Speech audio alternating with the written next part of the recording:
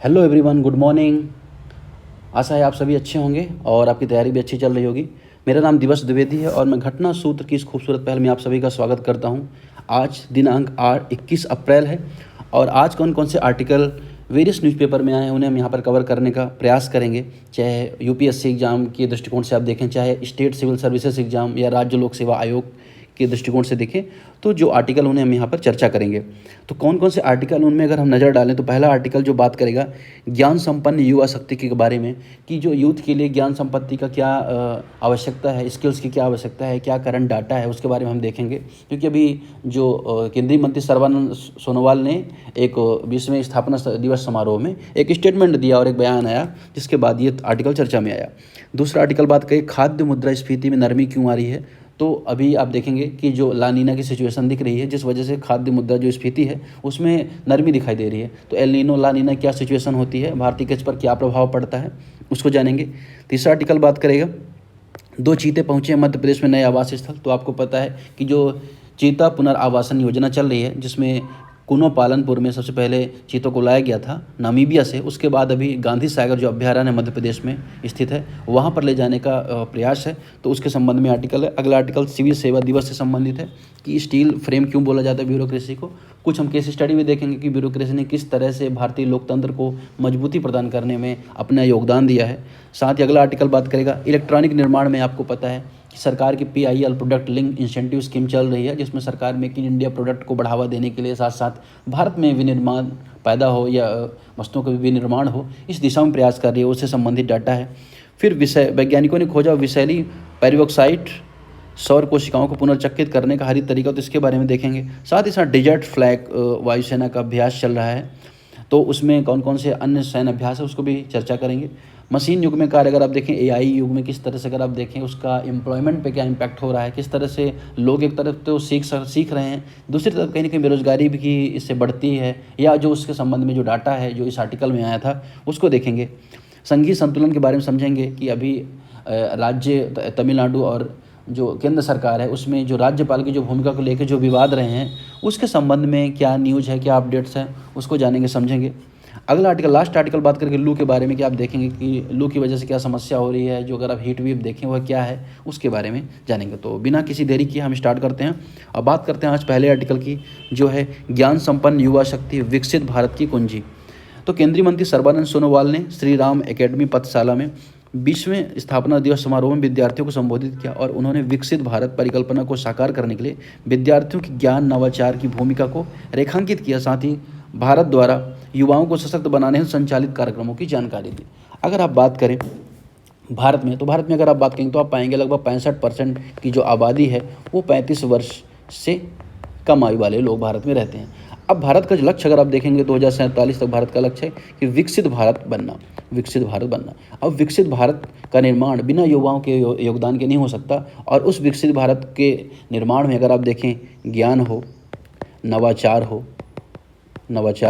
व मूल्य परक शिक्षा हो, इन सभी की आवश्यकता होती है। मूल्य परक शिक्षा इन सभी की आवश्यकता होती है, उसके बारे में यहाँ पे बात हुई है। फिर आप बात करेंगे यहाँ पर और बातें कि जो शिक्षा है इसमें व्यवहारिक शिक्षा पर जोर देना चाहिए, मौलिक शिक्षा पर, या समाधान या सोल्यूशन बेस्ड जो प्रॉब्लम सॉल्विंग स्किल्स है उस पर जोर दिए जाने की आवश्यकता है। इसके बारे में यहाँ पर उन्होंने बात की। मुख्य विशेषताएं उन्होंने यही बात हुई कि नवाचार पर बल दिया जाना चाहिए। अब सरकारी पहले यहाँ पर जो बात हो रही है डिजिटल इंडिया की, तो और कौन कौन सरकारी पहले हैं। डिजिटल इंडिया तो है ही, अगर आप देखेंगे जिसमें 2024 तक 93 करोड़ इंटरनेट यूजर्स भारत में दिखाई देते हैं। मेक इन इंडिया के तहत आप देखेंगे विनिर्माण को बढ़ावा देना। भारत अब विश्व में शीर्ष 5 मोबाइल निर्माता देशों में शामिल हो गया है। स्किल इंडिया में भारत सरकार युवाओं को स्किल देने का प्रयास कर रही है। साथ ही साथ अगर आप देखें मूल्य आधारित शिक्षा के लिए भी अगर आप देखें, इसके अलावा योग है जिसमें एकाग्रता अनुशासन का विकास करना हो, इस संबंध में भी सरकार लगातार प्रयास कर रही है। इसके अलावा अगर आप देखें युवा सशक्तिकरण के कुछ आंकड़ों पर आप नज़र डालेंगे तो आप पाएंगे कि जो आईसीए रिपोर्ट है, आईसीए रिपोर्ट 2023 बात करती है कि भारत में उच्च शिक्षा के लिए 4 करोड़ से ज़्यादा विद्यार्थियों ने नामांकन किया है। फिर साथ ही संघ का जो बजट है विद्यालय व उच्च शिक्षाओं के लिए 12,800 1,12,899 करोड़ रुपए दिखाई देता है। तो यहाँ पे बात हो रही है कि क्या डाटा, क्या सरकार एफर्ट डाल रही है युवा शक्ति के लिए, यहाँ पे ये आर्टिकल रहा। अब आप देखें भारत की जो युवा शक्ति है सिर्फ संख्या नहीं है, बल्कि अगर आप देखें भारत के जो निर्माण है उसमें सृजनशील ऊर्जा के रूप में कार्य करेगी, जहाँ पर ज्ञान हो, चाहे कौशल हो, नवाचार हो, नैतिकता हो, इन पहलुओं की आवश्यकता होगी। ये तो बात हो गई। इसके अलावा अगर आप देखोगे यूएन के अकॉर्डिंग अगर आप देखोगे तो भारत में जो यूथ हैं, यूएन 15 से 24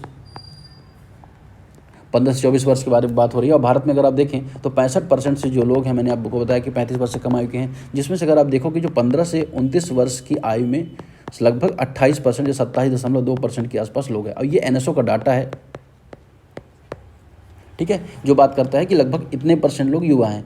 साथ ही साथ अगर आप देखेंगे जो भारत की औसत आयु है वर्तमान में अगर आप देखें 28.4%, जो चीन के तुलना में, जापान की तुलना में काफ़ी कम है। तो भारत क्या कर सकता है, जो युवा शक्ति उसका इस्तेमाल कर सकता है, उस पर लगातार कार्य कर सकता है, जिससे भारत सरकार क्या कर सकती है, विकास का जो विकसित भारत का जो लक्ष्य है 2047 का, उसकी दिशा में आगे बढ़ सकती है। अब इसमें अगर आप देखें, इसमें चाहे आईसीए की रिपोर्ट आप देखें, साथ ही साथ ग्रास एनरोलमेंट रेशियो का बढ़ना हो, जो बताया है आईसीए ने कि 27.3% ग्रास एनरोलमेंट हुआ है। फिर आप देखेंगे चाहे पीएम प्रधानमंत्री कौशल विकास योजना हो, जिसमें अगर आप पाएंगे तो 1.5 करोड़ से ज़्यादा युवाओं को शिक्षित किया जा चुका है। तो इस तरह से क्या हो रहा है, लगातार प्रयास कर रहे हैं। हालांकि अगर आप देखेंगे कि पीएलएफएस का डाटा बोलता है, पीएलएफएस का जो डाटा है उसमें 2022-23 के अनुसार आप पाएंगे कि लगभग 12.9% लोग जो 15 वर्ष से 29 वर्ष की आयु के बीच हैं, 15 से 29 वर्ष की आयु के बीच हैं, वो बेरोजगार हैं। वहीं जो नीट यूथ है, नॉट इन एजुकेशन एम्प्लॉयमेंट और ट्रेनिंग, वो बोलता है कि लगभग 23% से ज़्यादा यूथ अभी अनएम्प्लॉयड हैं या उनके रोज़गार की तलाश है। वहीं गिग इकॉनमी में अगर आप देखें 47% से अधिक लोग या जो यूथ है वो गिग इकॉनमी में पार्टिसिपेट कर रहा है। तो इस तरह से क्या है कि जो डाटा है, चाहे पीएलएफएस का हो, चाहे अन्य एजेंसी का, बता रहा है कि भारत में बेरोजगारी वर्तमान में है और इस दिशा में सरकार को प्रयास करने चाहिए। जहाँ सरकार ने कई प्रयास भी किए हैं, चाहे पीएम कौशल विकास योजना हो जिसमें स्किल डेवलपमेंट की बात हो, चाहे डिजिटल इंडिया हो, डिजिटल साक्षरता या इंटरनेट पहुँचाना हो, स्टार्टअप इंडिया हो, युवाओं की उद्यमिता जो क्षमताएं हैं उसको पहचान कर उन्हें सहायता करना। स्टार्टअप इंडिया में भी सरकार ने प्रयास किए हैं।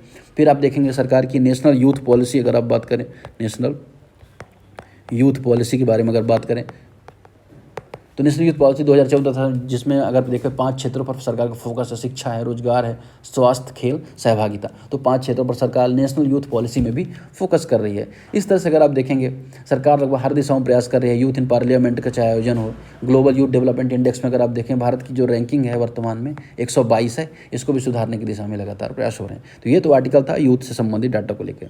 दूसरा आर्टिकल बात करेगा यहाँ पे खाद्य मुद्रास्फीति में नरमी क्यों आ रही है। अब 2023-24 के दौरान भारत में खाद्य मुद्रास्फीति तीव्र वृद्धि देखी गई है, जिसका मुख्य कारण था एल नीनो प्रभाव से उत्पन्न प्रतिकूल मौसम परिस्थितियां और 2025 तक स्थिति में सुधार होने में खाद्य कीमतों में उल्लेखनीय गिरावट। आपको पता है कि एल नीनो ला नीनो में बेसिक ज़रा सा फर्क यही है। आप पाएंगे कि एल नीनो, थोड़ा सा हम यहाँ पे एक मैप ही बना के देख लेते हैं। आप पाएंगे यहाँ पर कि अगर आप देखें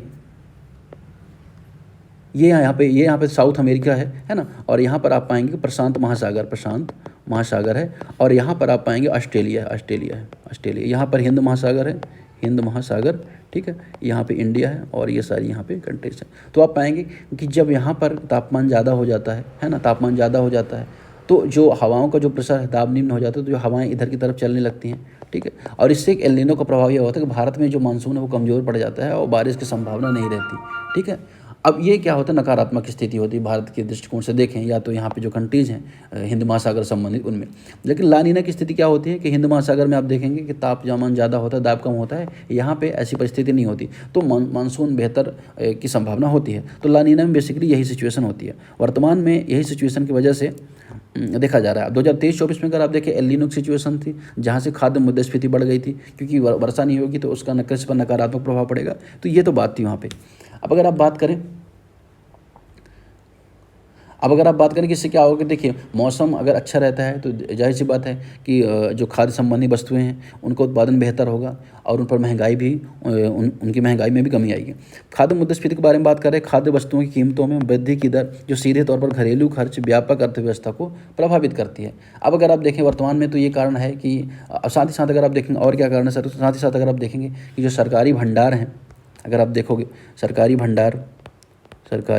भंडार वो भी भरे हुए हैं अनाज से, है ना। 117.94 टन वर्तमान में अगर अनाज भंडार भरे हुए हैं। गेहूं की भी जो कीमत है उसमें भी गिरावट आई है। साथ ही साथ IMD का पूर्वानुमान है और बहुत सारी मौसमी जो मौसम संबंधी परिस्थितियों के बारे में बताती हैं, ऐसी एजेंसी को मानना है कि भारत में या जो ला नीना की सिचुएशन है वो आगे बेहतर सिचुएशन लेके आने वाली है। तो इस वजह से क्या है, साथ ही साथ अगर आप देखेंगे वैश्विक कारकों का भी योगदान है फूड में, क्योंकि अगर आप देखेंगे ब्रेंट जो क्रूड था वो $85 था, वो वर्तमान में $81 बिलियन हो गया है ना। तो इससे क्या हुआ कि जो तेल संबंधी जो कीमतें हैं उसमें कमी होने की वजह से क्या है, जो अगर आप ग्लोबली अगर आप देखें जो फूड इन्फ्लेशन है उसमें थोड़ा सा गिरावट आई है। और ये FAO का डाटा भी यही बात करता है। FAO का डाटा एक रिपोर्ट देता है, फूड प्राइस इंडेक्स, उसमें यह बात करता है कि खाद्य जो वस्तुएं उसमें लगातार गिरावट हुई है। ये तो यहाँ पे बात हो गई। अब अगर हम कुछ अब बात करें इन्फ्लेशन की, क्या होता है कि इन्फ्लेशन अगर आप देखें जनरल जो प्राइस राइज होता है वस्तुओं में वो इन्फ्लेशन कहलाता है। बहुत ही आसान भाषा में देखें, वस्तुएं या सेवाओं में जो सामान्य रूप से मूल्य की वृद्धि होती है वो इन्फ्लेशन कहलाती है। अब अगर आप देखें भारत में, अगर आप देखें तो भारत में मुद्रास्फीति मापने के 2 बेसिकली सूचकांक कौन कौन से हैं। पहला आप पाएंगे कि भारत में अगर आप देखें, यहाँ पर हम इसे देख लेते हैं, यहाँ पर हम देख लेते हैं, भारत में अगर आप बात करें तो भारत में जो इन्फ्लेशन को मेजर करने के लिए 2 बेसिकली सूचकांक है। पहला है WPI और दूसरा है CPI। तो WPI के बारे में अगर आप बात करेंगे तो आप पाएंगे ये क्या करता है, जो थोक वस्तुएं हैं उन पर जो इन्फ्लेशन बढ़ रही है उसको मेजर करता है, जो किसके अंतर्गत आता है, वाणिज्य उद्योग मंत्रालय के अंतर्गत आता है, वाणिज्य उद्योग मंत्रालय के अंतर्गत आता है। वहीं अगर आप देखेंगे CPI बात करता है जो आम आदमी जो वस्तुएं खरीदता है, कंज्यूमर प्राइस इंडेक्स जिसे बोलते हैं। आम आदमी को जो वस्तुएं प्रभावित करती हैं, जिनके मूल्य में वृद्धि ज़्यादा प्रभावित करती है, उसके बारे में यहाँ पे बात करते हैं। और इसे कौन मेजर करता है, NSO मेजर करता है। तो ये तो बात हो गई CPI और WPI की, ठीक है। अब CPI में अगर आप देखें कौन कौन सी वस्तुएं शामिल होती हैं, तो आप इसमें पाएंगे जो खाद्य पदार्थ है उससे संबंधित वस्तुएं शामिल होती हैं, कपड़े हैं, इसके अलावा मकान, ईंधन, शिक्षा। तो ये जो वस्तुएं हैं जो सीधे कंज्यूमर को प्रभावित करती हैं उसमें ये वस्तुएं शामिल होती हैं। अब अगर आप देखें CPI के 4 बेसिकली इंडेक्स हैं, सब इंडेक्स हैं। अगर आप देखें पहला है CPI रूरल, CPI ग्रामीण, जो ग्रामीण से संबंधित CPI में परिवर्तन को बताता है। फिर CPI अर्बन है, जो शहरी क्षेत्र में जो CPI में परिवर्तन हो उसके बारे में बताता है। फिर CPI संयुक्त है, CPI कंबाइन। तो ये CPI का जो कंबाइन उसके बारे में बताता है। और इसी का जो इस्तेमाल कौन करता है, RBI करता है मौद्रिक नीति का निर्माण। फिर इसके अलावा एक CPI IW है जो इंडस्ट्रियल वर्कर से संबंधित डाटा को बताता है। वहीं अगर आप बात करेंगे WPI के बारे में आप बात करेंगे तो WPI में पाएंगे, WPI में बेसिकली 697 वस्तुओं का एक बास्केट है, जिसमें प्राथमिक या द्वितीयक विनिर्माण जो वस्तुएं होती हैं वह शामिल होती हैं। और वो बात करता है किसके बारे में, कि जो होल सेल में क्या वस्तुओं के प्राइस में बढ़ावट हुई है। साथ ही साथ अगर आप देखेंगे या WPI की एक बात है कि जो सेवाओं का मेजरमेंट नहीं करता, सेवाओं का जो आकलन है वह नहीं करता। ये तो बात हो गई। अब अगर आप बात करें मुद्रास्फीति को मापा कैसे जाता है, तो सपोज दैट अगर आप बात करिए किसी वस्तु का वर्तमान में कीमत 165 रुपये है और आपने देखा कि पिछले वर्ष में उसका कीमत 150 रुपये था, ठीक। तो यहाँ पर क्या किया जाएगा, वर्तमान कीमत माइनस जो पिछले वर्ष की कीमत है वह बटे पिछले वर्ष की कीमत और इंटू आप 100 कर देंगे। तो आप पाएंगे कि ये जो 15% है, सॉरी ये जो 10% है, ये क्या हो जाएगा आपका इन्फ्लेशन बात करेगा। ये तो बात हो गई। अब अगर आप बात करें RBI का जो टारगेट है, RBI का टारगेट ये है कि 4% ±2 क्या करना है, इन्फ्लेशन को रोक के रखना है।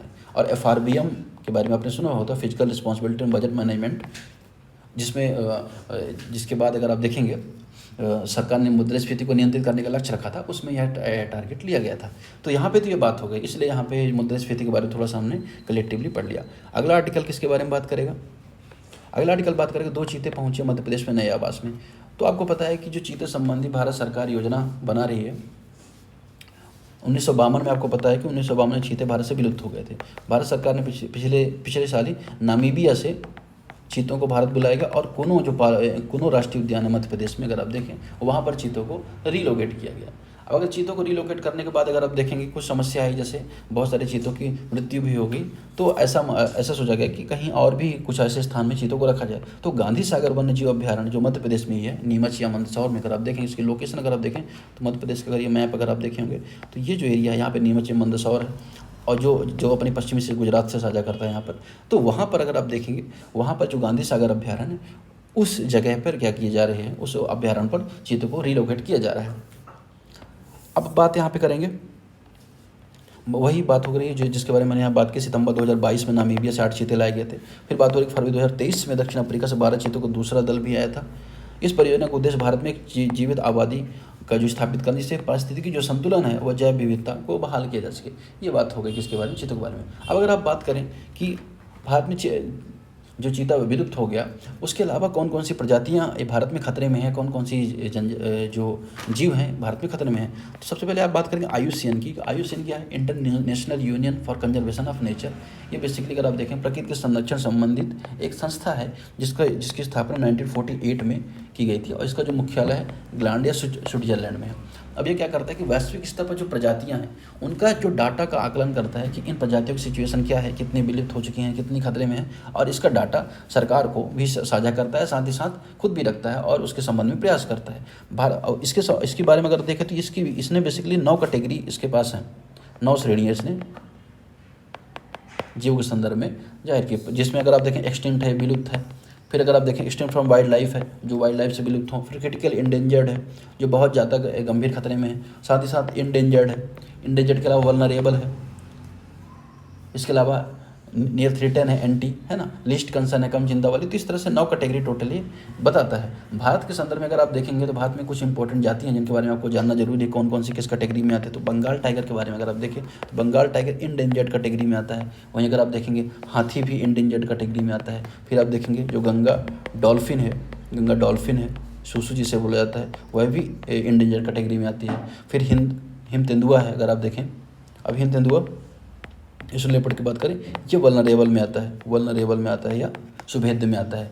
फिर इसके अलावा अगर आप बात करेंगे लाल पांडा भी इंडेंजर्ड में आता है। तो बंगाल टाइगर हो, हाथी हो, गंगा डॉल्फिन हो, लाल पांडा हो, ये इंडेंजर्ड में आते हैं। वहीं आप बात कर लें, ये तो बात हो गई जानवरों की। उसके बाद अगर आप बात करें पक्षियों के बारे में बात करें, तो पक्षियों के बारे में बात करें तो जो द ग्रेट इंडियन बस्टर्ड है, ये क्रिटिकल इंडेंजर्ड में आता है ना, गोदावरी जीव से बोला जाता है, ये क्रिटिकल इंडेंजर्ड में आता है। साथ ही साथ अगर आप देखें जो बंगाल फ्लोरिकन यह भी क्रिटिकल इंडेंजर्ड में आता है। इसके अलावा कुछ सरीसृप हैं जो क्रिटिकल इंडेंजर्ड में, जैसे घड़ियाल है, इसके बारे में भी यूपीएससी ने पूछा है प्रश्न। तो घड़ियाल है, सोन घड़ियाल, इसका प्रोजेक्ट भी है। तो घड़ियाल भी क्या है, क्रिटिकल इंडेंजर्ड में आता है। ठीक है, ये तो बात हो गई। कुछ और इंपॉर्टेंट जाती हैं, जैसे अगर हिल्सा मछली के बारे में आपने सुना होगा, जो नियर थ्रेटन में आती है। तो कई बार यूपीएससी से स्टेटमेंट दे के प्रश्न पूछता है। तो ये तो बात हो गई किसके बारे में, कौन कौन सी जो प्रजातियां भारत की महत्वपूर्ण है, जो किस किस श्रेणी में आती हैं। अगला आर्टिकल बात करेगा सिविल सेवा दिवस में भारत के स्टील फ्रेमवर्क का उत्सव। 21 अप्रैल को सिविल सेवा दिवस के रूप में मनाया जाता है ताकि भारत के सिविल सेवकों के राष्ट्र निर्माण में योगदान को सम्मानित किया जा सके। यह दिन सार्वजनिक प्रशासन में सुधार, आत्मचिंतन, उत्कृष्टता का उत्सव मनाने का अवसर प्रदान करता है। सिविल सेवा दिवस 2025 को संगोष्ठियां, पुरुष समारोह, नीतिगत कार्यशालाओं के माध्यम से मनाया जा रहा है। अगर आप देखें भारत की जो ब्यूरोक्रेसी प्रशासनिक संरचना है, उससे भारत का स्टील फ्रेम कहा जाता है। और इससे पहले अगर आप देखें कि फिर नीति निर्माण से लेकर चाहे नीतियों क्रियान्वयन करना हो, चाहे शासन प्रणाली है उसको बेहतर बनाना हो, हर एक जो चरण होता है, हर एक स्टेप होता है, उसमें महत्वपूर्ण भूमिका निभाते हैं। और ऐसी उम्मीद रहती है कि वे सक्षम निस्वार्थ व उत्तरदायी सिविल सेवक के रूप में कार्य करेंगे। वह योजनाओं को, वह सरकारी पहलों को ज़मीन पर या अगर आप देखें ग्राउंड पर लागू करेंगे, जिससे समावेशी विकास सुनिश्चित हो। तो बेसिकली अगर आप देखें सिविल सेवकों का रोल अगर देखें तो नीति के क्रियान्वयन को लेकर अगर आप देखें, कुछ यहाँ पर हम केस स्टडी के बारे में बात कर लेंगे। नीति क्रियान्वयन के संबंध में देखें तो अगर आप देखेंगे ISTN चतुर्वेदी ने कैग के रूप में भूमिका निभाई। ISTN चतुर्वेदी उन्होंने बताया कि जो सरकारी खर्चे हैं उसमें कितना उसकी मात्रा लगातार बढ़ती जा रही है और उन खर्चों को कम किए जाने की आवश्यकता है। तो निष्पक्ष होकर उन्होंने ये बात कही। साथ ही साथ अगर आप देखेंगे जो सार्वजनिक सेवा वितरण प्रणाली है, पब्लिक सर्विस डिलीवरी, उसमें उन्होंने बताया कि शिक्षा, स्वास्थ्य, राशन, जल, बिजली ऐसी सेवाओं में आपूर्ति में दक्षता लाने की ज़रूरत है। ये दुर्गा शक्ति नागपाल के संबंध में मैंने यहाँ पे बात की। उन्होंने जो बालू खनन संबंधी मामले थे उसको भी उन्होंने उजागर किया। तो दुर्गा शक्ति, इन सभी का आप मेंस पे यूज भी कर सकते हैं। दुर्गा शक्ति, नागपाल, तो रेत खनन माफिया, इन सब के बारे में इन्होंने इन्फॉर्मेशन बाहर लेके आए। साथ ही साथ अगर आप देखेंगे आर्मस्ट्रांग पामे का नाम आपने सुना होगा।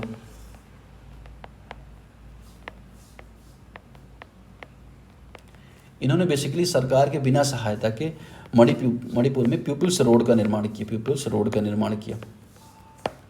और एक स्थान को दूसरे स्थान से कनेक्ट करने का जो प्रयास इनका काफ़ी सफल रहा, तो इनको काफ़ी सराहना मिली। जिनसे दलित है, आदिवासी है, महिलाएं, दिव्यांग है, जिसको आवागमन मार्ग प्रॉपर सुनिश्चित हो सका। इसके अलावा अशोक खेमका के बारे में आपने सुना होगा कि अशोक खेमका ने भ्रष्टाचार के विरोध में बहुत सारे आंदोलन चलाए या बहुत सारे अभियान चलाए। तो इस तरह से बहुत सारे सिविल सर्वेंट हैं जिनके बारे में आपने केस सुना होगा। इसके अलावा टी.एन. शेषन के बारे में आप जानते होंगे। टी.एन. शेषन जब ये निर्वाचन आयुक्त थे, तो बिहार में अगर आप देखें जिस तरह से और या अन्य जगहों में भी बूथ कचहरी की घटनाएं होती थी, उसको उन्होंने रोका, स्टॉप किया, और चुनाव की जो व्यवस्था है उसको उन्होंने मजबूत किया और बेहतर बनाया। क्योंकि आपको पता है कि लोकतंत्र का जो मूल आधार है वो चुनाव व्यवस्था है, और चुनाव व्यवस्था का जो महत्व है बहुत आवश्यक हो जाता है। इस संदर्भ में अगर आप देखें बहुत सारे सिविल सर्वेंट हैं जिन्होंने क्या किया है, लोकतंत्र को जीवंत बनाए रखने में अपना योगदान दिया। उसी के बारे में आर्टिकल है जो बात करेगा राष्ट्र निर्माण केंद्रीय भूमिका के बारे में आप जानेंगे। शिक्षा या आपदा प्रबंधन, हर जगह जो योगदान है। सेवा उत्कृष्टता के उत्सव के बारे में भी जानेंगे आप, जैसे प्रधानमंत्री के सार्वजनिक शासन उत्कृष्टता पुरस्कार 2024-17 जिलों 8 केंद्रीय संगठनों को सर्वोत्तम प्रशासनिक प्रथाओं के लिए सम्मानित किया गया है। फिर आप देखेंगे बढ़ती आकांक्षा है, कठिन प्रतिस्पर्धा है। अभी भी अगर आप देखेंगे सिविल सर्विसेज को लेकर काफ़ी ज़्यादा आकर्षण रहता है युवाओं के प्रति, और बहुत सारे युवा तैयारी करते हैं। अगर आप देखें 10 लाख के आसपास लोग हर साल सिविल सर्विसेज में अप्लाई करते हैं, जिसमें से अगर आप देखेंगे 3 से 4 लाख लोग एग्ज़ाम बैठते हैं। और हर एक फील्ड से अगर आप देखें, चाहे कोई भी एजुकेशन बैकग्राउंड हो, चाहे इंजीनियरिंग हो, डॉक्टर हो, चाहे अगर आप देखेंगे आर्ट बैकग्राउंड हो, सभी बैकग्राउंड से लोग इसमें अपना योगदान देने आते हैं। इसके अलावा अगर आप देखें कुछ और केस स्टडी हैं, जैसे कि आपने सुषमा गोडारा के बारे में नाम सुना होगा, जिन्होंने बेटी बचाओ बेटी पढ़ाओ अभियान को हरियाणा में बेहतर रीति से लागू किया था। प्रांजल पाटिल के बारे में आपने सुना होगा, जो महिला दृष्टिहीन IAS अधिकारी हैं, जिन्होंने प्रशासन में समावेशिता के लिए प्रयास किया था। हालांकि बहुत सारी चुनौतियाँ भी दिखाई देती हैं सिविल सर्विसेज के लिए। चुनौती अगर आप देखें बहुत सारे अधिकारियों की, चाहे मृत्यु हो, चाहे राजनीतिक दबाव हो, राजनीतिक दबाव का होना, अगर आप देखें बार बार ट्रांसफ़र किया जाना एक जगह से दूसरी जगह पे। अशोक खेमका जैसे जो अधिकारी हैं उनका लगभग 50 से ज़्यादा बार ट्रांसफ़र किया गया। फिर भ्रष्टाचार व नैतिकता दुविधाएँ हैं, भ्रष्टाचार व नैतिक दुविधाएँ हैं। संसाधनों की कमी का होना, अगर आप देखें जन अपेक्षाओं का भी दबाव रहता है। तो इस तरह से बहुत सारे चुनौतियां भी दिखाई देती हैं सिविल सर्विसेज को लेके, या सिविल सेवा में जो लोग कार्य करते हैं उनसे संबंधित। हालांकि इनके संबंध में सुझाव भी है कि कैपेसिटी बिल्डिंग या ट्रेनिंग प्रोग्राम को चलाए जाने की आवश्यकता होती है। साथ ही साथ अगर आप देखें एथिकल अकाउंटेबिलिटी, अगर आप देखें नैतिकता व जवाबदेहिता को सुनिश्चित करने के लिए प्रयास करने की आवश्यकता होती है। सामुदायिक भागीदारी को सुनिश्चित करना चाहिए। साथ ही साथ तकनीकी का जो समावेशन है वह भी सिविल सेवा में होना चाहिए। तो ये तो बात हो गई इस आर्टिकल के बारे में। Give me a second.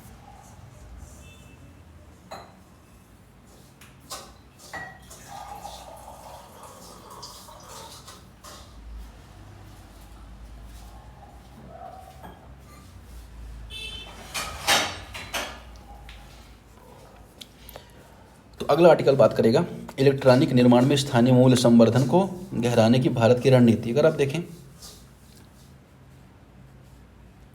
Bharat में भारत में कभी इलेक्ट्रॉनिक आयात पर अत्यधिक निर्भर था। अब एक ग्लोबल इलेक्ट्रॉनिक मैन्युफैक्चरिंग हब बनने की दिशा में अग्रसर हो रहा है।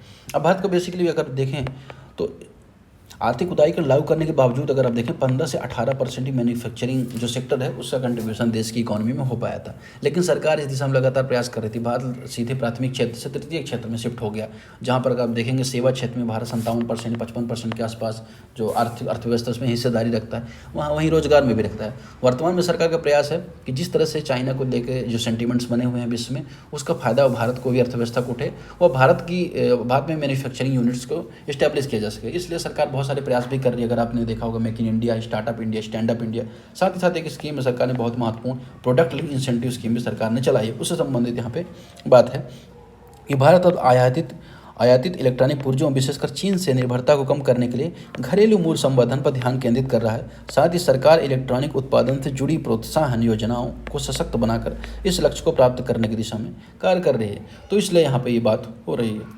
भारत के इलेक्ट्रॉनिक निर्माण के पहले अगर आप देखें, भारत ने 22,919 करोड़ रुपए की योजना शुरू की, जिसका उद्देश्य इलेक्ट्रॉनिक घटकों के घरेलू निर्माण को मजबूत करना था। मुख्य विशेषताएं अगर आप देखें, नई इलेक्ट्रॉनिक कंपोनेंट PLI योजना को लेके आना हो। फिर मुख्य फोकस क्षेत्र अगर देखें chip, sensors, discrete semiconductors, substrates, compound semiconductors, इनका विकास करना हो, जिसमें बैकवर्ड इंटीग्रेशन को बढ़ावा दिया जा सके और जो ये प्रयास यहाँ पे किए जा सकें। अब अगर आप देखेंगे ये योजना है जिसके बारे में हमने बात की, प्रोडक्ट लिंक इंसेंटिव स्कीम, ये 22,919 करोड़ रुपए जिसमें फंड आवंटित किया गया था, जिसमें टारगेट बेसिकली ये था कि 4 से 5 वर्षों में 50% GVA प्राप्त करना था। साथ ही साथ अगर आप देखेंगे इसने प्रयास किया कि जो स्मार्टफोन जो योजना है, अगर आप देखें स्मार्टफोन पे LI स्कीम है, जिसके तहत अगर आप देखेंगे 13,270 करोड़ रुपये आवंटित किए गए, जिसमें अगर आप पाएंगे लगभग 1.5 लाख लोगों को रोजगार भी मिला।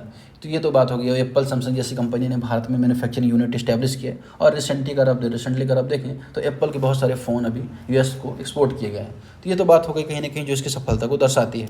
स्थानीय मूल्य संवर्धन पर बल, यह योजना उन कंपनियों को लक्षित करती है जो पहले से PLI योजनाओं का लाभ ले रही हैं। इन कंपनियों को देश में ही पुर्जे तैयार करने के लिए प्रोत्साहित किया जा रहा है। अगले 4-5 वर्षों में इलेक्ट्रॉनिक निर्माण 50% मूल्य संवर्धन प्राप्त करना है। ये तो बात हो गई यहाँ पर। साथ ही साथ अगर आप देखेंगे वर्तमान में, ये मैंने डाटा आपको यहाँ पे ऑलरेडी बताया।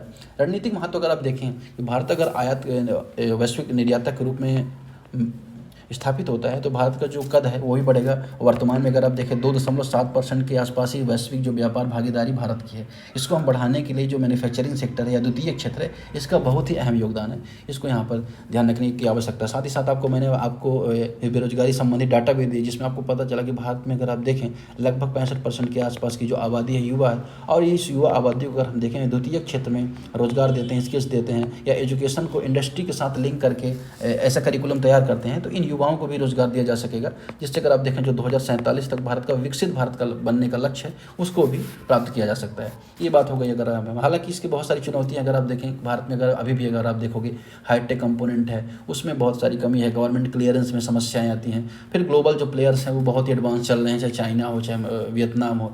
स्किल गैप भारत में बहुत सारा दिखाई देती है। अगर आप देखें एजुकेशन जो करिकुलम है, उसके अलावा जो इंडस्ट्रियल की जो नीड्स है उसमें बहुत ज़्यादा डिफरेंस दिखाई देता है। साथ ही साथ अगर आप देखोगे लॉजिस्टिक व इंफ्रास्ट्रक्चर रिलेटेड इश्यूज़ है, R&D में निवेश अभी भारत में पर्याप्त नहीं होता है। तो ये सारी समस्याएं हैं। इन सभी समस्याओं को दूर कर आप देखें भारत द्वितीय क्षेत्र में भी अपने योगदान को बढ़ा सकता है। ये तो बात हो गई। साथ ही साथ अगर आप देखें अगला आर्टिकल बात करेंगे, वैज्ञानिकों ने खोजा विषैली पेरोस्काइट कोशिकाओं को पुनर्चक्रित करने का हरित तरीका। इसके बारे में अगर आप देखें तो आप पाएंगे जो क्या कहते हैं पेरोस्काइट है, सौर कोशिकाएं अगली पीढ़ी की सौर तकनीकी मानी जाती हैं। अब जो बात करें जो उच्च ऊर्जा क्षमता, दक्षता हो, कम लागत हो या लचीले उत्पादन की वजह से तेजी से लोकप्रिय हो रही हैं। हालांकि अगर आप देखोगे इनमें सीसा जैसे विषैले तत्व भी व्याप्त हैं, लेकिन कहीं ना कहीं ये काफ़ी चर्चा में है। हाल में क्या हुआ कि जो कोरिया ऊर्जा अनुसंधान संस्थान है कि IER, उसके वैज्ञानिकों ने इन सौर कोशिकाओं को पुनः उपयोग बनाने हेतु एक हरित पर्यावरण अनुकूल तकनीकी विकसित की है। तो बेसिकली अगर आप देखोगे इसके बारे में आप देखो तो आपको बस ये जानना जरूरी है कि ये जो टेक्निक है अगर आप देखें इसके बारे में, तो ये हाई पावर कन्वर्जन एफिशिएंसी रहती है इसकी। अगर ऊर्जा दक्षता के बारे में बात करें, ऊर्जा दक्षता बेहतर रहती है यानी कि तुलना में। फिर इसके अलावा अगर आप देखेंगे लागत में कमी आती है, लो कॉस्ट मटेरियल है। साथ ही साथ इसका जो फैब्रिकेशन है वह भी बहुत ही आसान रहता है। इसके साथ इसका जो निर्माण है वो इसमें लचीलापन रहता है। अगर आप देखें लाइट वेट है, फ्लेक्सिबल है।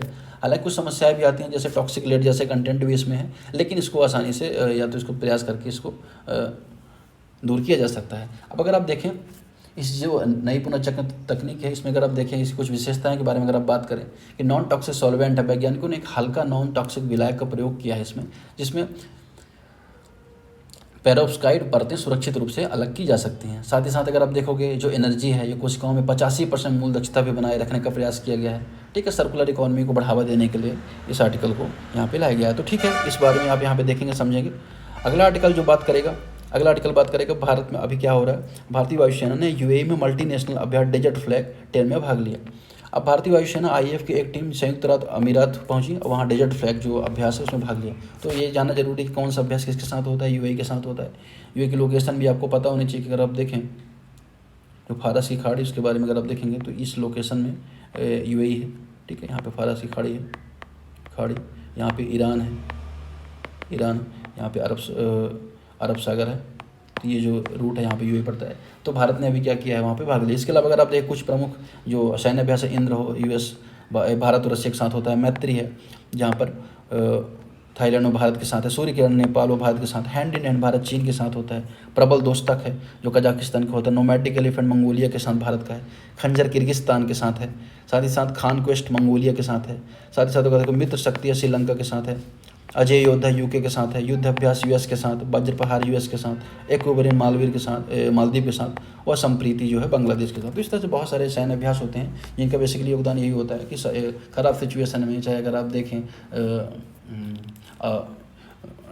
जो गतिविधियाँ उसमें अगर आप देखें बेहतर समन्वय बनाना हो, आवश्यकता पड़ने पर एक दूसरे का सहयोग करना हो, इसलिए सैन्य अभ्यासों को आयोजित किया जाता है। ये तो बात हो गई। जटिल व विविध एयर कॉम्बैट परिदृश्यों को भाग लेना है इस अभ्यास का उद्देश्य। साथ ही प्रमुख वैश्विक वायुसेनाओं के साथ ऑपरेशन अनुभव व सामरिक जो ज्ञान है उसको साझा करना है। साथ ही साथ भाग लेने वाले देशों के बीच इंटरऑपरेबिलिटी व रक्षा सहयोग को मजबूत करना है। भारत के लिए भी यही महत्व अगर आप देखेंगे बात को सीखने को मिलेगा। भारत को एक प्रॉपर कोऑर्डिनेशन बना पाएगा। बात की पश्चिम एशिया उससे बाहर की जो रणनीतिक साझेदारी उसको भी यह प्रयास मजबूत करता है। इस आर्टिकल के बारे में हमने यहाँ पे देखा। फिर हम बात करेंगे मशीन युग के बारे में जो कि बात कर रहा है यहाँ पर मेन संबंधित एक आर्टिकल है। भारत तीव्र तकनीकी परिवर्तन के दौर से एक बढ़ते रोजगार संकट का सामना कर रहा है। अब अगर आप देखें ऑटोमेशन और कृत्रिम बुद्धिमत्ता जैसे जो तकनीकी बदलाव हैं विभिन्न क्षेत्रों में कार्य की प्रगति में बदल रहे हैं। वहीं दूसरी ओर बड़ी संख्या में भारतीय युवा बेरोजगार हैं क्योंकि उनके पास डाटा आधारित डिजिटल कार्यस्थल की आवश्यकता उनके पास कौशल नहीं है। अगर आप देखेंगे भारत में अगर आप मैंने आपसे बात की थी तो आपको बताया था कि लगभग 67% जो आबादी है वो भारत में लगभग 15 से 59 वर्ष के बीच है, जो एक भारत को डेमोग्राफी डिविडेंड के रूप में स्थापित करता है। लेकिन बेरोजगारी है, अर्ध बेरोजगारी है, ये जो समस्याएं हैं लगातार चलती आ रही हैं। अगर और भारत को देखें लगभग 9 करोड़ के आसपास रोजगार को सृजित करने की आवश्यकता है। अब अगर आप देखें भारत के रोजगार संकट की विशेषताएं अगर आप देखें सबसे बड़ी समस्या यही है कि जो एजुकेशन है और जो इंडस्ट्रियल जो डिमांड है उसमें प्रॉपर कोऑर्डिनेशन नहीं है। कौशल संतुलन ये स्किल गैप का जो वर्तमान में समस्या देखने को मिलती है। साथ ही साथ जो नवीन ऊर्जाएं हैं चाहे एआई हो, मशीन लर्निंग हो, ऑटोमेशन हो, डाटा ड्रिवन जो वर्क कल्चर है उसको प्रॉपर बढ़ावा नहीं दिया जा रहा। तो ये सारी समस्याएं यहाँ पे देखने को मिल रही है जो आर्टिकल में आपको यहाँ पर जानने को मिलेगा। ये रोजगार संकट के बारे में यहाँ पे बात होती है। फिर अगर आप देखें अब क्या किया जा सकता है इसके बारे में अगर आप देखेंगे, अब इससे अगर आप देखेंगे एआई संचालित जो बदलाव है, स्वास्थ्य है, शिक्षा है, वित्त है, कृषि है, विनिर्माण, सभी में अगर आप देखेंगे एआई संचालित बदलाव देखने को मिल रहे हैं। तो वहाँ पे भारत की जो यूथ है उसको यहाँ पे एआई के साथ इनबिल्ड करें और उससे संबंधित जो कौशल विकास है उसको देने की आवश्यकता है। करिकुलम में ऐसे रिफॉर्म्स की आवश्यकता है। न्यू एजुकेशन पॉलिसी को जल्दी लागू करने की आवश्यकता है। तो इस तरह से अगर आप देखें जिससे बेहतर लचीलापन हो, अनुकूलनशीलता और डिजिटल जो दक्षता है उसको बढ़ाया जा सके। साथ ही साथ अगर आप देखें शिक्षा प्रणाली पुनर्गठन किया जाए, इंटरडिसिप्लिनरी अप्रोच अपनाने की आवश्यकता है जिससे स्किल को फैसिलिटेट किया जा सके। इसके अलावा स्टेक जो होल्डर्स हैं उन पर कार्य किए जाने की आवश्यकता है, चाहे स्कूल्स हो, कॉलेज हो, है ना, यूनिवर्सिटीज़ हो, उनको आपस में इंटरलिंक करने की आवश्यकता है। विश्व स्तर पर जो बड़ी यूनिवर्सिटी है उनके साथ सहयोग बढ़ाने की आवश्यकता है। तो इस तरह से बहुत सारे प्रयास है जिसको संभव बनाकर अगर आप देखेंगे जो भी वर्तमान में मशीन युग से संबंधित जो अनएम्प्लॉयमेंट निकल के आ रही है, जो भारत की जो बेरोजगारी की संपूर्ण समस्या है उसको कैटर किया जा सकता है। उससे संबंधित ये आर्टिकल यहाँ पे आपको देखने को मिलता है। अगला आर्टिकल बात करेगा न्याय संगत संघीय संतुलन को सुनिश्चित करने के लिए। अब आप देखेंगे बहुत सारे इशूज़ अभी निकल के सामने आए हैं जिसमें बेसिकली पहला इशू ये रहा है तमिलनाडु में जो गवर्नर उन्होंने बिल को क्या किया, उन्होंने होल्ड किया और बहुत समय तक उन्होंने बिल को होल्ड किया। अनुच्छेद 200 जो है उसका इस्तेमाल कर बाद में ये मामला सुप्रीम कोर्ट गया। सुप्रीम कोर्ट ने माना कि ये जो शक्तियाँ हैं इसको समय सीमा के आधार पर आपको क्या करना होगा, डिसीजन लेना होगा। आप बिल को होल्ड करेंगे या पुनर्विचार के लिए लौटाएंगे, राष्ट्रपति के लिए आपको आरक्षित करना है। फिर बाद में सुप्रीम कोर्ट ने यह भी डिसीजन दिया कि 201 के अंतर्गत जो राष्ट्रपति की शक्तियां हैं तो राष्ट्रपति भी समय सीमा के अंदर जो राज्य के बिल हैं उन पर फैसला लेगा। तो बाद में अगर आप देखेंगे काफ़ी विवाद उठ गया जिसमें जो उपराष्ट्रपति हैं धनखड़ साहब उन्होंने बोला कि जो कोर्ट है वो राष्ट्रपति को आदेश नहीं दे सकती हैं। इस तरह का मामला निकल के सामने आया। तो जो संघ व राज्य के संबंध में विवाद है उसको लेकर काफ़ी चर्चाएँ उठी। अब इसके अलावा तमिलनाडु क्या किया, एक कमेटी का गठन किया तमिलनाडु में और जो इस पर चर्चा करेगी किस तरह से क्या हो रहा है कि जो संघ सरकार की जो दबाव है उसके अंतर्गत राज्यों को जो समस्याएं हो रही हैं उसके संबंध में बात करें, खासतौर पे तमिलनाडु के परिप्रेक्ष्य में। ये तो बात हो गई। अब अगर आप देखेंगे वर्तमान में इसके अलावा और क्या समस्या आई है, अगर आप देखेंगे कि तमिलनाडु जो टैक्स के रूप में अगर आप देखेंगे फाइनेंशियल 2023 में 2.1 लाख करोड़ का योगदान किया। लेकिन अगर आप देखोगे वित्त आयोग जो बनता है और वो जो सिफारिश करता है उसके आधार पर सिर्फ उसे 47,000 करोड़ रुपए का आवंटन ही मिला, जो उसके जो असंतुलन है उसको दर्शाता है। इसके अलावा अगर आप देखोगे राज्यपाल की जो भूमिका है, जो कहीं ना कहीं केंद्र सरकार का जो एक तरह से एजेंट के रूप में कार्य करना है, उसमें जो राज्य सरकारें हैं उनकी प्रगति में काफ़ी धीमापन आ जाता है। साथ ही साथ अगर आप देखोगे कि जो नेशनल एजुकेशन पॉलिसी है, हिंदी भाषा को थोपने का आरोप भी राज्य सरकारें लगा रही हैं। इस संबंध में यहाँ पे बात हो रही है। अब बेसिकली अगर आप सुधार की बात करें तो इससे संघ व राज्य के बीच में जो संबंध है उसके लिए 2 कमेटी बनाई गई थी। पहली कमेटी बनाई गई थी सरकारीय आयोग, दूसरी पूंछी आयोग। उनके संबंध में हम यहाँ पे थोड़ा सा चर्चा करें तो अब बात करेंगे। सरकारी आयोग 1988 में बनाई गई और उसने बेसिकली परीक्षा की कि संघ व राज्य के बीच संबंध को कैसे बेहतर बनाया जा सकता है। तो उन्होंने कहा कि जो राज्यपाल की नियुक्ति है, राज्यपाल की नियुक्ति क्या होनी चाहिए, निष्पक्ष होनी चाहिए। राज्यपाल की नियुक्ति अगर आप देखें निष्पक्ष होनी चाहिए, ऐसा सरकारी आयोग का मानना था। असंभावित राज्यपालों का जो पैनल है राष्ट्रपति को भेजा जाए, जिसमें मुख्यमंत्री की राय भी ली जानी चाहिए। साथ ही अगर जो राज्यपाल है वो स्थानीय भाषा के बारे में जानकार हो, संस्कृति से परिचित हो या राज्य का निवासी हो, इस बात का भी ध्यान रखा जाना चाहिए। इसके अलावा सरकारी आयोग ने 356 के संबंध में भी सिफारिश की कि जो 356 में प्रेसिडेंट रूल लगाया जाता है राज्यपाल की सिफारिश के आधार पर, कोई अंतिम उपाय नहीं होना चाहिए, और अगर लगाया गया तो विधानसभा में बहुमत परीक्षण अनिवार्य होना चाहिए। तो इस तरह से बात हुई। बाद में अगर आप देखेंगे कि न्यायपालिका ने जो राष्ट्रपति शासन लगाया जाना है उसको न्यायिक परीक्षा के अंतर्गत, अगर आप जुडिशियल रिव्यू के अंतर्गत माना। इसके अलावा उन्होंने बात की सरकारी आयोग की जो अगर आप इंटर स्टेट काउंसिल है, इनको बेहतर संस्था के रूप में बनाया जाना चाहिए, जिससे राज्य और केंद्र के बीच जो संचार व संवाद है, डिस्कस डिबेट व डायलॉग है, वो प्रॉपर बना रहे। वित्तीय जो संबंध है उनमें बेहतर बनाने के लिए इस आयोग ने सिफारिश की। फिर बात करें पंछी आयोग जिसे 2010 में गठित किया गया था। वर्तमान जो सामाजिक राजनीतिक परिदृश्य है उसमें केंद्र संबंधों की समीक्षा के लिए उन्होंने बात की कि राज्य के मुख्यमंत्री से परामर्श आवश्यक होना चाहिए। 5 वर्ष तक जो कार्यकाल राज्यपाल का निश्चित होना चाहिए, और राष्ट्रपति शासन में भी अगर आप देखें 3 माह से ज़्यादा बढ़ाया जाता है तो उसमें संसद की पूर्व अनुमति लेनी चाहिए। तो उन्होंने भी अगर आप देखेंगे राज्य व केंद्र को बेहतर सुझाव दिए। साथ ही साथ इन जो सिफारिशें हैं जिन्होंने 300 से ज़्यादा सिफारिशें दोनों को मिला ली जाए, 277 के आसपास सिफारिशें सरकारी आयोग ने दी, तो उनकी जो बेहतर सिफारिशें उनको लागू करने की आवश्यकता है। तो आज का आर्टिकल फिलहाल इतना ही रहा, ठीक है। नेक्स्ट डे हम अगले आर्टिकल में एक और आर्टिकल यहाँ पे देख लेते हैं। लू संबंधित यहाँ पे आर्टिकल है कि वर्तमान में अगर आप देखेंगे तो भारत में लू की घटनाओं की आवृत्ति व तीव्रता दोनों में तेजी से वृद्धि हो रही है, जिसके गंभीर स्वास्थ्य आर्थिक परिणाम सामने आ रहे हैं। वर्ष 2024 में लू का मौसम असमान रूप से जल्दी शुरू हो गया, जिससे तात्कालिक राहत व दीर्घकालिक संरचना सुधार में तत्काल की आवश्यकता यहाँ पे दिखाई दे रही है। अगर आप बात करोगे कि लू बेसिकली अगर IMD द्वारा अगर आप माने, IMD की बात माने तो 4 से 6.5% जो टेम्परेचर एवरेज टेम्परेचर में जो बढ़ोतरी होती है तो उसे लू कंसिडर किया जाता है। साथ ही साथ अगर आप देखें अगर 45 डिग्री से ज़्यादा टेम्परेचर बढ़ गया उसे भी लू माना जाता है। अब अगर आप देखेंगे पिछले वर्ष आप देखोगे 320 दिनों से अधिक के जो दिन थे वो लू वाले दिन थे, जो 10 वर्षों का जो आंकड़ा है उसमें सबसे ज़्यादा थे, जिसका स्वास्थ्य हो, हृदय हो, मस्तिष्क हो, यकृत हो, गुर्दे में सभी पर नकारात्मक प्रभाव पड़ा। हीट स्ट्रोक से मृत्यु दर भी बढ़ी, तो ये सारी समस्याएं देखने को मिली। साथ ही साथ अगर आप देखोगे आर्थिक स्तर पर भी आप देखोगे कि 102 अरब श्रम घंटे भी नष्ट हुए इससे, क्योंकि अगर आप देखेंगे स्वास्थ्य पर नकारात्मक प्रभाव पड़ेगा तो उत्पादन पर भी नकारात्मक प्रभाव पड़ेगा। साथ ही जो लेबर हैं इनके जो स्वास्थ्य उसमें भी नकारात्मक प्रभाव यहाँ पे देखने को मिला। ये बात हो गई यहाँ पे। अब सरकार क्या प्रयास करे, इसके अलावा अगर आप देखें तो हीट एक्सल प्लान सरकार ने किया 2013 में। अगर आप देखें अहमदाबाद पहला शहर बना जिसने यह जो योजना अपनाई, जिसमें आप देखेंगे क्या क्या होता है, जिसमें पूर्व चेतावनी प्रणाली विकसित करना है कि जो हीट वेव्स है उसके बारे में पहले चेतावनी प्रणाली होनी चाहिए, जन जागरूकता चलाई जानी चाहिए, स्वास्थ्य सेवाओं की तैयारी है उसके बारे में, शहरी कूलिंग को कैसे बेहतर बनाया जाए इसके बारे में यहाँ पे प्रयास पर चर्चा की। साथ ही साथ अगर आप देखें NDMA और WHO ने भी गाइडलाइन जारी की है, जिसमें आप देखोगे समन्वित रणनीति बनाई जा सके, स्वास्थ्य पर्यावरण को भी बेहतर समन्वय के अंतर्गत लाया जा सके। लू की जो नई भौगोलिक सीमाएं हैं पहाड़ी तटीय क्षेत्रों तक भी हो चुकी हैं। साथ ही साथ अगर आप देखोगे योजनाओं के स्थायी स्तर पर कमजोर कार्यान्वयन, ये सारी चुनौतियाँ यहाँ पर देखने को मिल रही है। आगे की राह में अगर आप देखें तो राष्ट्रीय जो हीट एक्शन फ्रेमवर्क उसको बेहतर बनाने की आवश्यकता है। श्रमिकों के लिए कार्य का जो समय है उसको निर्धारित करने की आवश्यकता है, खासतौर पर जो गर्मी के महीने हैं। साथ ही साथ ग्रीन जो अर्बन प्लानिंग है उसको बढ़ावा देने की आवश्यकता है। इस तरह से लगातार प्रयास का जो लू संबंधी समस्या है उसको टैकल किया जा सकता है। तो आज के आर्टिकल फिलहाल इतना ही। धन्यवाद।